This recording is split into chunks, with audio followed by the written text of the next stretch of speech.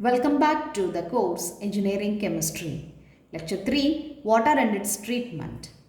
In the last class, we discussed about the internal treatment. In this class, we are going to see about the external treatment. External treatment is nothing but the removal of harness producing substances from the water sample before taking into the boiler. So this can be done by two methods. One is zeolite process and another one is ion exchange process.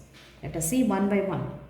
In the zeolite process is nothing but, it's also otherwise known as permutate process.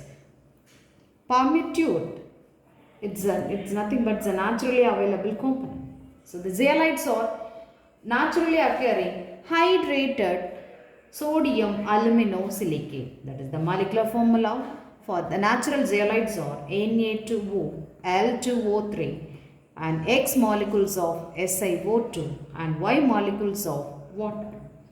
Here the X and Y's may be the numbers from 2 to 10.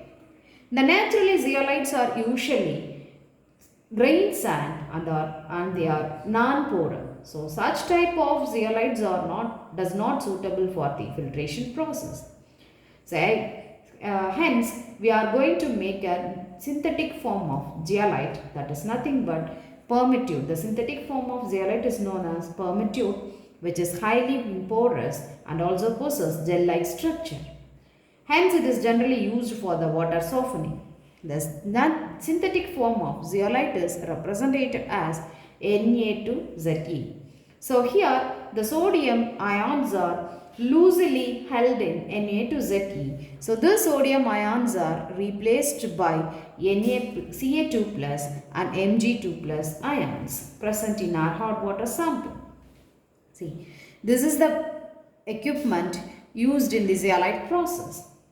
When the hot water is passed through the bed of sodium zeolite, which is kept in a cylinder, it exchanges its sodium ions with the calcium and magnesium ions present in the hot water to form the calcium and magnesium zeolites. That is, if your hot water sample is calcium sulfate, means when it is passes on the zeolite bed Na2Ze, it is converted to calcium zeolite and sodium sulfate. Sodium sulfate is water soluble component, so it does not produce any harness to our water sample.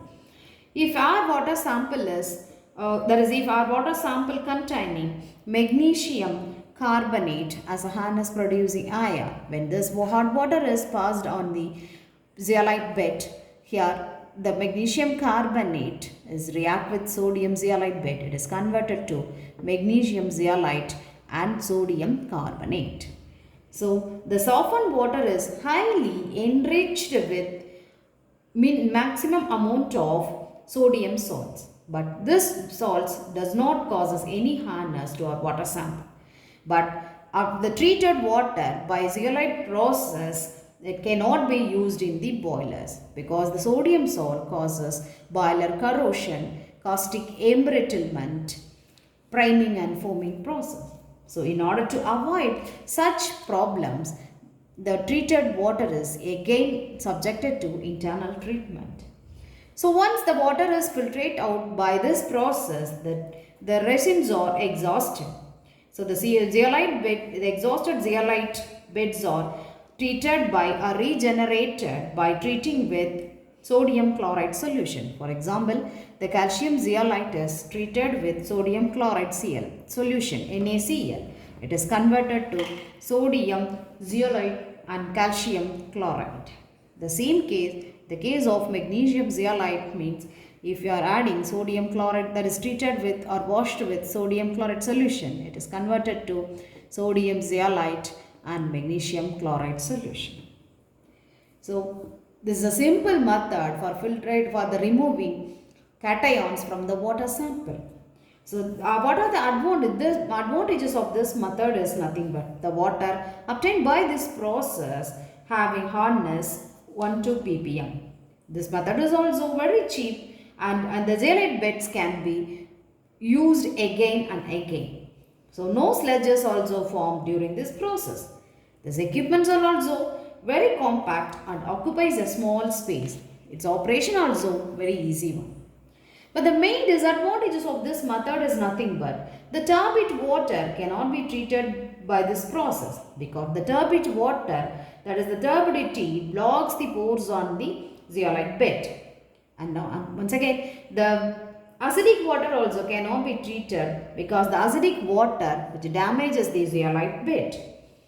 The softened water usually containing sodium salts, we know that. So this sodium salts causes caustic embrittlement and boiler corrosion. If the water containing iron, manganese salts, so that type of water cannot be treated by this process because the regeneration of our zeolite bed is very difficult. Then this type of water is also does not suitable for treating brackish water. We know that brackish water is nothing but it's highly enriched with our common salt, that is sodium chloride. So if the sodium chloride is present in our water sample and it is filtrated by this process, it is very difficult to replace Na plus ion with Na plus ion. So the ion exchange reaction will not occur in this case. So zeolite beds is only used for removing cations in our water but not anions in the water. Thank you.